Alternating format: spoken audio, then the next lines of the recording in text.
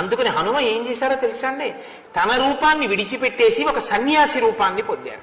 పొంది రామలక్ష్మణుల దగ్గరికి వెళ్ళారు. ఇప్పుడు సుగ్రీవుడు చూడగానే సంతోషించాడు.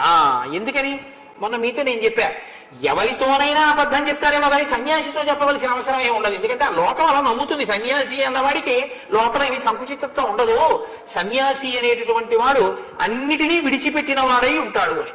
అన్నీ విడిచిపెట్టి ఈశ్వర కార్యమునందు మాత్రమే, ఈశ్వరుడు గురించి ఆత్మానుసంధానమునందు ఉంటాడు అని. అందుకే అగ్నిహోత్రం కూడా చేయరు. అందుకే సన్యాసి శరీరాన్ని కాల్చరు. కారణం ఏంటంటే అగ్ని విడిచిపెట్టేస్తాడు సన్యాసి. తను ఎప్పుడూ ఇంకా అగ్నిహోత్రాన్ని ముట్టుకోడు.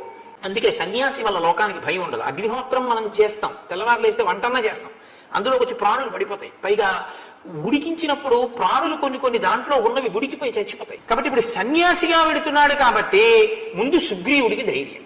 కాబట్టి లోపల ఒకటి పెట్టుకుని పైకి అసలు రహస్యం కనిపెట్టడానికి కపట బుద్ధితోటే సన్యాసి వేషం కట్టారు. మహర్షికి ఏమి అనుమానాలు ఏమి ఉండవండి, ఉన్నది ఉన్నట్లు మాట్లాడేస్తారు. శఠబుద్ధి తయాకపి ఆయన ఆ కపి అంటే హనుమ శఠబుద్ధి ఆయన కపట బుద్ధితో పైకి వేషం ఒకటి లోపల ఒకటి పెట్టుకునే వెడుతున్నారు అని చెప్పారు ఆయన. మరిన్ని వీడియోస్ కోసం గాడ్ స్టేటస్ 03ని ఫాలో చేసుకోండి. అప్పుడే మీరు మరిన్ని రామాయణం వీడియోలు చూడగలరు.